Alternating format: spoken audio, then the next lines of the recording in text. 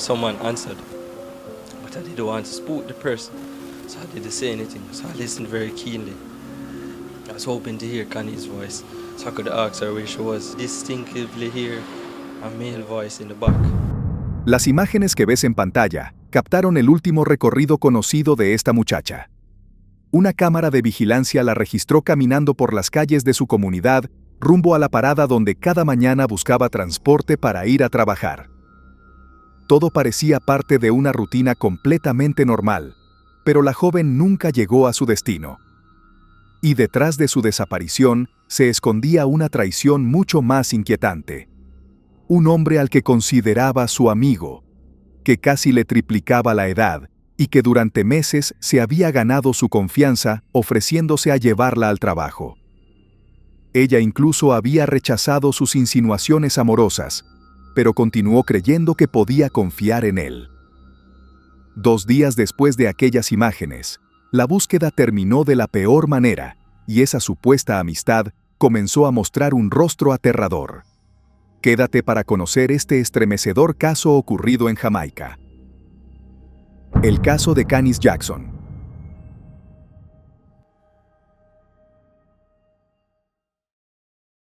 Todos los días convivimos con la maldad.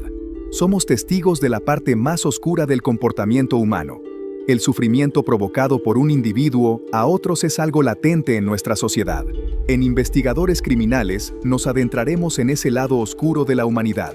Traeremos a la pantalla los más perversos crímenes y trataremos de entrar en la mente de esos seres que cometen los más terribles actos. Yo soy José y el día de hoy te traigo otro caso más. Pero antes de comenzar quiero que me digas desde dónde nos estás viendo. Nos gusta mucho saber hasta dónde llegan estas historias. Tampoco olvides dejar tu me gusta y compartir este video si crees que a alguien más le puede interesar. Y ahora sí, comencemos. La mañana del viernes, 26 de marzo de 2021, un hombre transitaba por un terreno ubicado en la zona pesquera de Dyke Road, en Jamaica, cuando observó lo que parecía ser el cuerpo de una persona. Eran aproximadamente las 7 de la mañana, cuando decidió comunicarse con la policía para informar lo que acababa de encontrar. Los agentes llegaron al lugar y confirmaron que se trataba del cuerpo de una mujer, abandonado en aquel terreno y ya en estado parcial de descomposición. La zona fue acordonada mientras los investigadores iniciaban las primeras diligencias y trataban de establecer su identidad. No pasó mucho tiempo antes de que llegara una respuesta. La víctima era Canis Jackson, una joven de 20 años, cuya familia había denunciado su desaparición apenas 2 días antes. La búsqueda que mantenía en vilo a sus seres queridos terminaba en aquel lugar mientras comenzaba una investigación para establecer qué había ocurrido. Canis Jackson había nacido el 22 de julio del año 2000, en la parroquia de St. Catherine, Jamaica. Creció en Independence City, una comunidad de Portmore situada al sureste de la isla, donde pasó buena parte de su infancia y juventud. Sus padres se habían divorciado, aunque conservaron una buena relación alrededor de su hija. Canis vivía con su madre, Eunice Chambers, quien no volvió a formar pareja ni tuvo más hijos. Madre e hija desarrollaron un vínculo especialmente cercano y compartían gran parte de su vida cotidiana. Su padre, Roy Jackson, había emigrado a Estados Unidos después de haber sido conocido en Jamaica por su trabajo como entrenador de caballos. Allí formó una nueva familia con una mujer llamada Colette y tuvo otros 2 hijos. A pesar de la distancia, Canis continuó formando parte de su vida. Desde pequeña, Canis destacó por ser responsable y aplicada en sus estudios. Durante su etapa en la high school, quienes la conocieron la recordaron como una estudiante dedicada, enérgica y cariñosa. Amigos y familiares coincidían en describirla como una joven dulce, gentil y cercana con quienes la rodeaban. Al cumplir 17 años, Canis comenzó a estudiar contabilidad en la Academia Cedar Grove. Allí hizo nuevas amistades, entre ellas Dale Davis, quien la recordaba como una joven humilde, inteligente y agradable. Ambos solían escribirse por las noches para saludarse y en ocasiones coincidían en la parada del autobús. Por esa misma época inició una relación sentimental con Kevon Williams, un joven apenas un año mayor que ella. Con el paso del tiempo, la relación se hizo estable y ambos comenzaron a hablar de un futuro juntos. Kevon decía que Canis tenía una facilidad especial para encontrar algo positivo incluso en situaciones difíciles y para ver lo mejor de las personas. Pero había una característica de ella que también le preocupaba. Confiaba demasiado en los demás. Los dos llegaron incluso a conversar sobre la muerte debido a que Kevon padecía diabetes tipo 1. En una de aquellas conversaciones, Canis le dijo que, si algún día ella moría, él tendría que mantenerse fuerte por los hijos que esperaban tener en el futuro. Cuando tenía 20 años, Canis comenzó a trabajar como contable en Poly Foods Limited, una fábrica de alimentos y bebidas ubicada en Kingston. Para llegar desde su casa hasta la oficina, debía recorrer aproximadamente 14 kilómetros. Un trayecto que normalmente hacía en transporte público y que podía tomarle alrededor de media hora. Fue precisamente mientras esperaba un autobús cuando conoció a Robert Fowler, un mecánico de 50 años conocido también como Bakra. Robert vivía igualmente en Portmore y trabajaba en Kingston. Los dos comenzaron a conversar, intercambiaron números telefónicos y mantuvieron el contacto. Robert tenía vehículo propio y le dijo que, como ambos viajaban en la misma dirección, podía llevarla al trabajo cuando tuviera dificultades para conseguir transporte. Canis aceptó aquella ayuda y comenzó a llamarlo en algunas ocasiones cuando no lograba abordar el autobús. Con el tiempo, aquellos viajes dejaron de ser algo ocasional. Robert comenzó a esperar a Canis en la parada para llevarla hasta Kingston. Él decía que simplemente quería hacerle una cortesía y que, de esa manera, podía realizar el recorrido acompañado mientras conversaban. La presencia frecuente del hombre llamó la atención de algunos vecinos, quienes terminaron comentándoselo a Eunice. La diferencia de edad tampoco pasaba inadvertida. Robert tenía 50 años y Canis apenas 20. Tanto su madre como Kevon le manifestaron que no se sentían cómodos con aquella amistad y le pidieron que evitara mantener contacto con él. Canis no veía inicialmente nada extraño en recibir ayuda de alguien a quien consideraba un amigo. Sin embargo, en algún momento le contó a su madre que Robert le había hecho insinuaciones de carácter romántico. Según Eunice, su hija rechazó aquellas propuestas. Aún así, Robert continuó llevándola ocasionalmente al trabajo. El miércoles 24 de marzo de 2021 comenzó como cualquier otro día en casa de Canis. Durante el desayuno, Eunice pensó en conversar con su hija sobre la relación que mantenía con Robert y las insinuaciones que el hombre le había hecho. Sin embargo, decidió dejar aquella conversación para más tarde, cuando volvieran a encontrarse durante el almuerzo. Canis se preparó para trabajar y salió de su casa rumbo a la parada, donde acostumbraba a tomar el transporte hacia Kingston. Para Eunice, las horas siguientes transcurrieron con normalidad, hasta que, cerca del mediodía, recibió una llamada inesperada. El jefe de su hija quería saber por qué Canis no se había presentado a trabajar. La familia intentó comunicarse inmediatamente con ella. Su teléfono sonaba, pero nadie respondía. Amigos y familiares comenzaron a buscarla y, al pasar las horas sin ninguna noticia, decidieron acudir ese mismo día ante las autoridades para denunciar su desaparición. Al día siguiente, jueves 25 de marzo, la policía hizo pública la desaparición de Canis. Su fotografía comenzó a circular rápidamente por las redes sociales, acompañada de sus características físicas y de información que pudiera ayudar a encontrarla. Las primeras averiguaciones permitieron establecer que Canis había salido de su residencia aproximadamente a las 7 de la mañana del miércoles. Desde allí, había caminado en dirección al lugar donde acostumbraba a esperar el transporte que la llevaba hacia Kingston. Los investigadores comenzaron entonces a reconstruir aquel recorrido y a conversar con personas de la comunidad. Peter Stewart, el vecino que la conocía desde que era una bebé, recordó haberla visto aquella mañana. Para él había sido un encuentro completamente cotidiano, uno de tantos a lo largo de los años. La incertidumbre por su paradero comenzó a extenderse por toda la comunidad. Parte del recorrido realizado por Canis quedó registrado por una cámara de vigilancia. Al revisar las imágenes, surgió otro elemento que llamó la atención. En la grabación, aparecía un automóvil cuyas características coincidían con el vehículo utilizado por Robert. A ese registro se sumó el testimonio de un vecino, quien aseguró haber visto a Robert cerca de la parada aquella misma mañana. Con esos datos, la familia decidió comunicarse directamente con él para preguntarle si había tenido algún contacto con Canis antes de que desapareciera. Robert confirmó que la había visto, pero relató una situación inesperada. Según su versión, ambos tuvieron un desacuerdo que terminó en un intercambio de empujones que, aseguraba, había iniciado Canis. En medio del altercado apareció un hombre al que dijo no conocer y que supuestamente lo atacó. Robert afirmó que decidió marcharse y que Canis se fue posteriormente con aquel desconocido. La familia comunicó esa versión a la policía. Hasta ese momento, los datos confirmaban que aquella mañana había caminado hacia la parada donde habitualmente esperaba transporte para dirigirse a Kingston. Mientras las autoridades intentaban establecer qué había sucedido después, la versión entregada por Robert pasó a formar parte de las averiguaciones. La atención estaba puesta en reconstruir las horas que permanecían vacías desde que Canis había sido vista por última vez. 2 días después de la desaparición, la llamada realizada por un hombre desde la zona pesquera de Dyke Road puso fin a la búsqueda.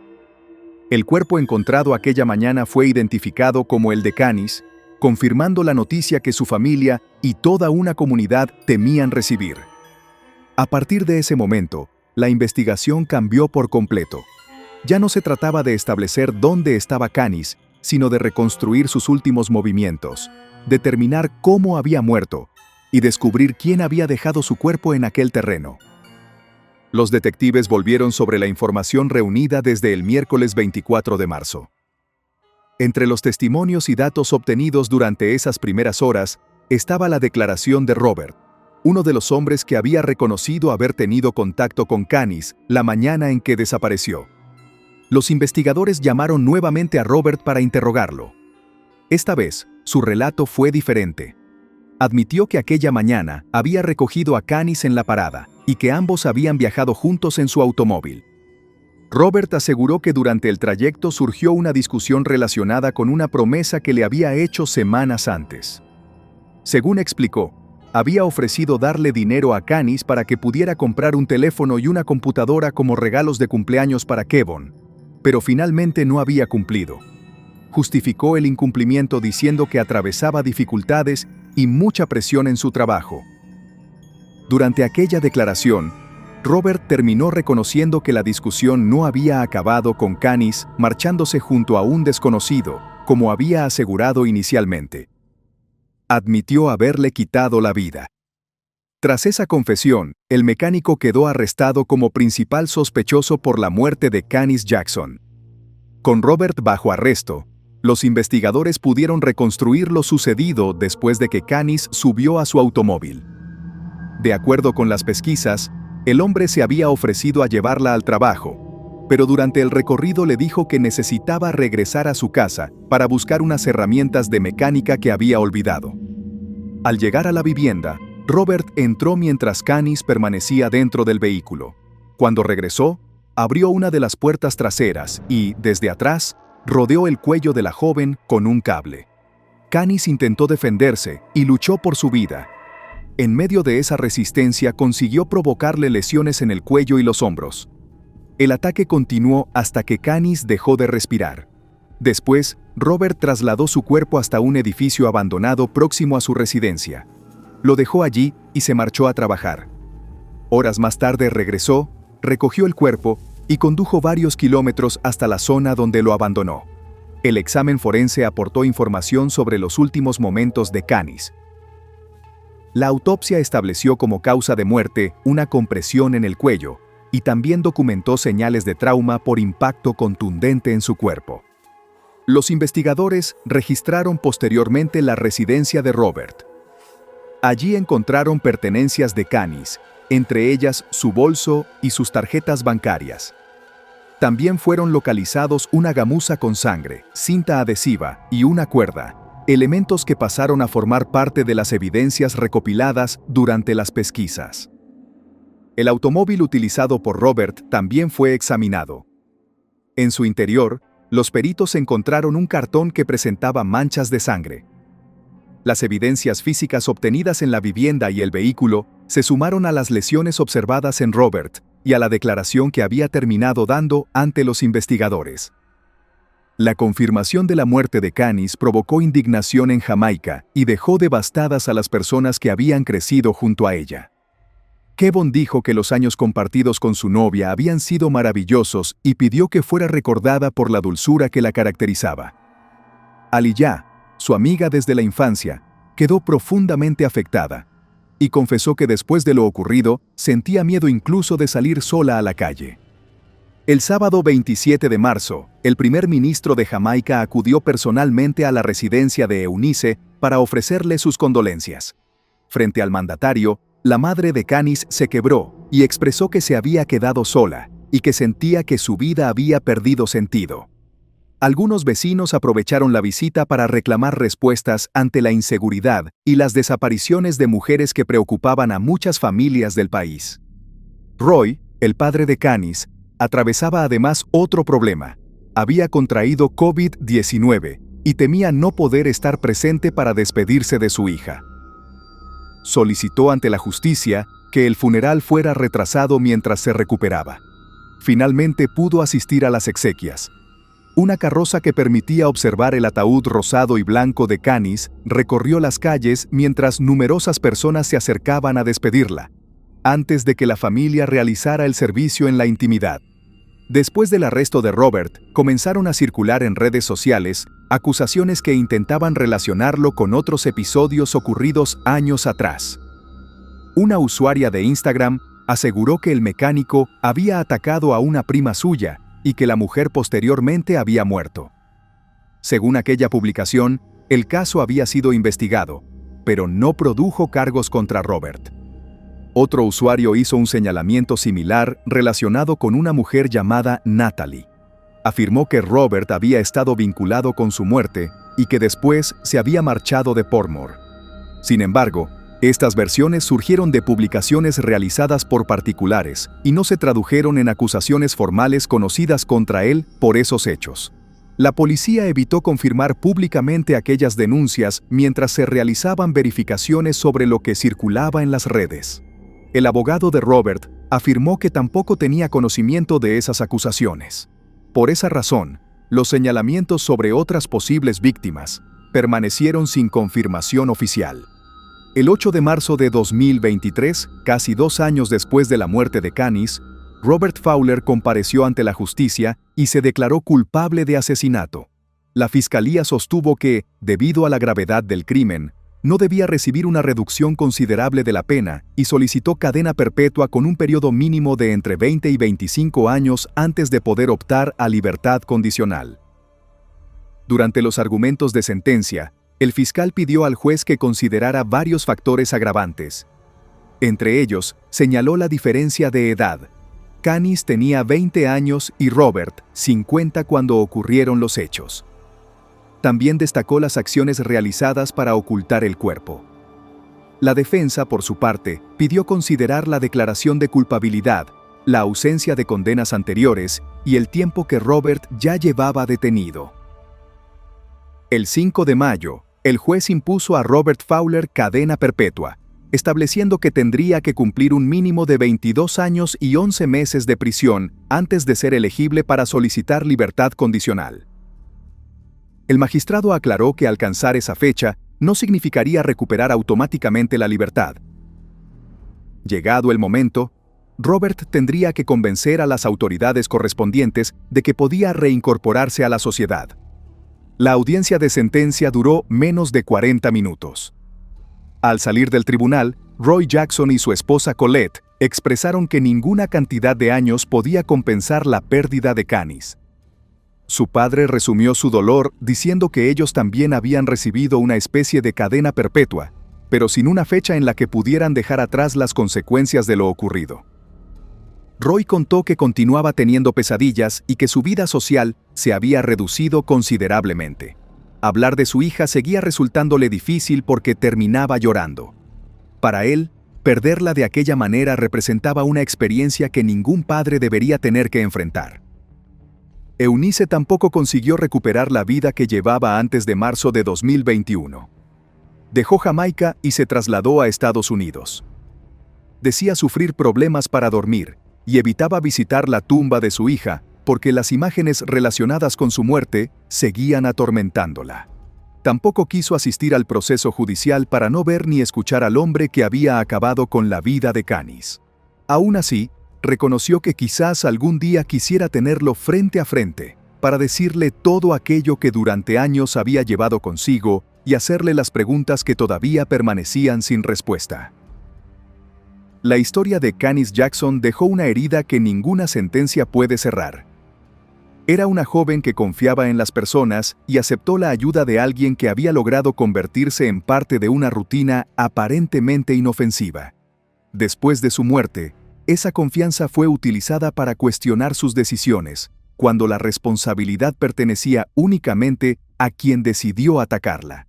Robert Fowler recibió una condena de por vida, pero con la posibilidad de solicitar algún día la libertad condicional. Para la familia de Canis, en cambio, no existe audiencia, beneficio ni fecha marcada en el calendario capaz de devolverles aquello que perdieron. Quiero conocer tu opinión sobre este caso. ¿Crees que las primeras señales alrededor de Robert eran suficientes para sospechar que Canis podía estar en peligro? ¿Te parece justa una sentencia que permita a Robert solicitar la libertad condicional después de 22 años y 11 meses? Los voy a leer en los comentarios. Nos encontramos en el próximo caso.